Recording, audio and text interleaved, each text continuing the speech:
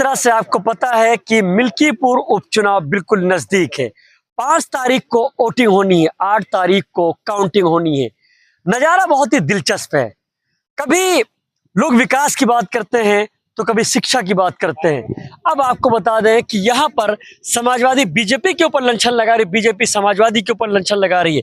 काफी युवा हमसे बात करने के लिए मौजूद है। मैं पंकज जी बताइए कि आप युवा हैं और आप एक एजुकेटेड हैं।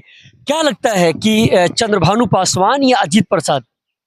देखिए, जहाँ तक अजीत प्रसाद जी के बारे में है तो बहुत ज़्यादा मुझे जानकारी नहीं है कि कभी वो क्षेत्र में निकले भी होंगे या बहुत व्यक्तिगत रूप से जानते होंगे लोग। उनकी जो पहचान है वो माननीय सांसद जी की वजह से है, अवधेश प्रसाद जी की वजह से है।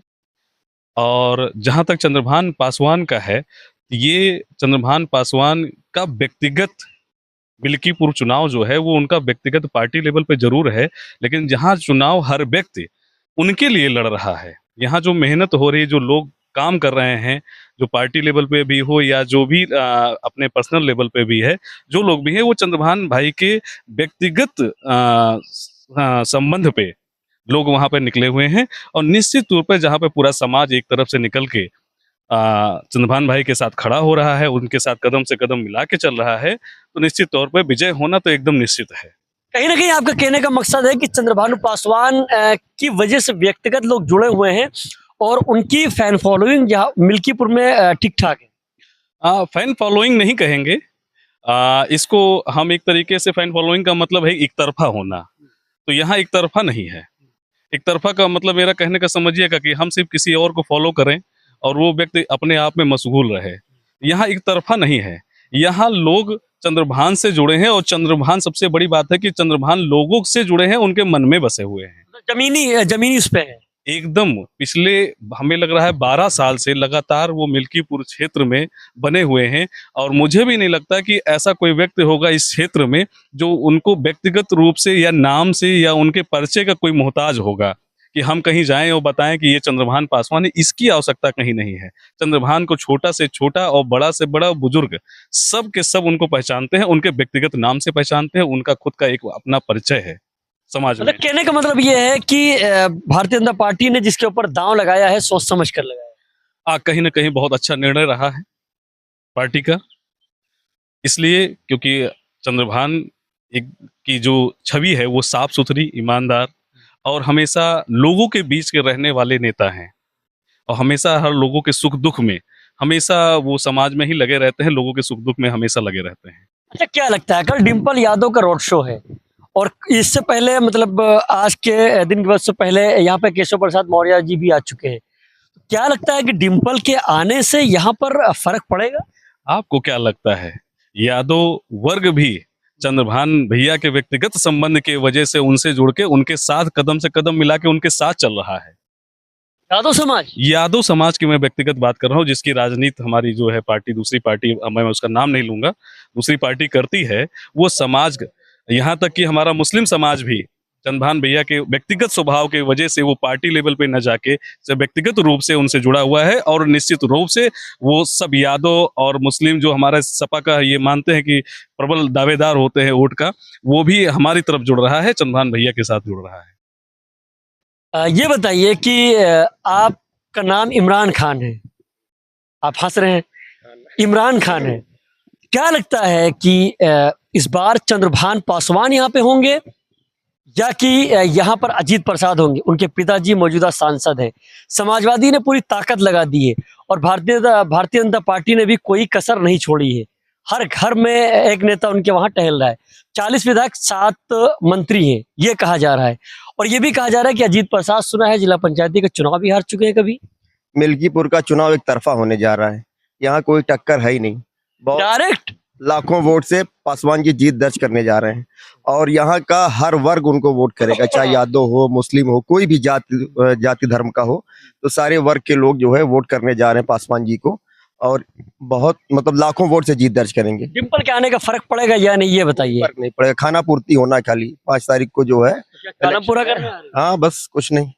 यहाँ पर मामला यह है कि जो भाजपा ने प्रत्याशी दिया है वो इतना अच्छा प्रत्याशी है कि उसको हर वर्ग के लोग चाहते हैं कि ये विधायक बने और यहाँ पे जो है भविष्य में बहुत अच्छा काम हो और बहुत सा विकास हो। तो जिसके लिए जो है यहाँ का हर वर्ग खुद लगा हुआ है, और हम लोग तो क्षेत्र में जा रहे हैं, निकल रहे हैं, लोगों से बातें कर रहे हैं, तो लोग खुद कह रहे हैं कि आपको आने की जरूरत नहीं है। एक एक से बात करने की कोशिश करेंगे और जानेंगे कि मिल्कीपुर का माहौल क्या है और किस मुद्दे पर चुनाव होगा। यह भी कहा जा रहा है कि चंद्रभानु पासवान जो भारतीय जनता पार्टी से कैंडिडेट बनाए गए हैं, कहीं ना कहीं चंद्रभानु का जो यहाँ चेहरा है वो समाजवादी पर हावी होता दिख रहा है। शुरुआत करते हैं। यहाँ एक हमारे साथ एक सज्जन मौजूद हैं। क्या नाम है भैया आपका? दीनानाथ मौर्य। मौर्य जी, ये बताइए क्या लगता है कि कल केशव प्रसाद मौर्य जी यहाँ पर आए हुए थे, एक बड़ा चेहरा है मौर्य समाज का और ओबीसी का एक बड़ा चेहरा है। क्या लगता है कि उनके आने से चंद्रभानु के की यहाँ पर जीत हो सकती है, या कितना यहाँ पर बीजेपी जो है ग्रोथ करेगी, कितना आगे बढ़ेगी? जीत तो तय है भाजपा की। चंद्रभान भैया तो एकदम जीतेंगे, ये तो एकदम क्लियर है। बस ये है कि बड़े शीर्ष नेता जो भी लगे हैं पार्टी के लिए प्रचार प्रसार में, वो अलग की बात है। पार्टी लेवल का चुनाव है। हर एक पार्टी वाले, चाहे बसपा हो, बसपा तो चुनाव नहीं लड़ रहे हैं, चाहे सपा हो चाहे भाजपा हो, सब अपने अपने पार्टी के प्रत्याशी के लिए लगे रहते हैं। चंद्रभान पासवान जी की जीत एकदम तय है मिल्कीपुर से। बाकी केशव प्रसाद जी आए, जो कि मौके पर उप मुख्यमंत्री हैं, उनका तो बहुत अच्छा वो रहा है। इससे ओबीसी का रुझान बहुत अच्छा रहा। क्या लगता है आजाद समाज पार्टी भी अपनी पूरी ताकत झोंक रही है? ये कहा जा रहा है, समाजवादी वाले भी कह रहे हैं और बीजेपी वाले भी कह रहे हैं, कहीं ना कहीं वोट काटने के लिए आए हैं। क्या लगता है कि आजाद समाज पार्टी के आने के बाद यहाँ पे बीजेपी मजबूत होगी या सपा मजबूत होगी? देखिए, आजाद समाज पार्टी का कोई फर्क नहीं पड़ रहा है यहाँ पर, इसका कोई प्रभाव नहीं है। गांव की जनता आजाद समाज पार्टी को समझ ही नहीं रही है कौन। भी नहीं समझ पा रही है। ये कोई गांव में अगर चर्चा की जाए तो कोई नहीं समझ पा रहा है इसके बारे में। उनका तो प्रत्याशी कह रहा है कि हम जीते हुए हैं। वो तो उनका काम है। प्रत्याशी तो सब अपने अपने में जीते हैं। इस समय सारे प्रत्याशी जीते हैं। 5 तारीख के बाद इसका निर्णय हो जाएगा। जब काउंटिंग होगी तो उसमें क्लियर हो जाएगा कौन प्रत्याशी जीता है। चुनाव जब आता है तो उसके पहले सारे प्रत्याशी जीते नजर आते हैं। क्या नाम भैया आपका? हमारा नाम अजय पाल है। पाल जी, ये बताइए कि जिस तरह से मिल्कीपुर का जो चुनाव है वो बहुत ही अलग अंदाज में हो रहा है, इतिहास में पहली बार हो रहा है, बिल्कुल अलग ही इसका अंदाज है। जिस तरह से नेता पूरे प्रदेश में ताकत झोंकते हैं, तो नेताओं ने सिर्फ एक ही सीट पर ताकत झोंक दी है। क्या लगता है, इज्जत बचेगी या चली जाएगी? इज्जत बची हुई है, उसमें जाने की कहाँ से सवाल आता है, क्योंकि जो जनता ने मांगा था प्रत्याशी, बात समझिए। जैसे जनता चाह रही थी कि चंद्रभान को टिकट मिले और शीर्ष नेतृत्व ने जनता को दे दिया उसका प्रत्याशी। अब उसके आगे कोई विकल्प ही नहीं है। जनता क्या कह रही है? आप जनता के बीच में जा रहे हैं, जनता क्या कह रही है? जनता कह रही है भैया आप वोट मांगने आए चाहे ना आए, हम प्रत्याशी को जिता दिए। आप लोग कह रहे हैं कि हम 1 लाख से जीत रहे हैं, अजीत प्रसाद कह रहे हैं हम 1.5 लाख से जीत रहे हैं। वो तो 5 तारीख को जब वोट पड़ेगा और 8 तारीख को जब ईवीएम खुलेगा तो सब सामने आ जाएगा। सपा वाले मंच पे कहते हैं आपने विकास नहीं किया, आपने जानवर छोड़ दिया।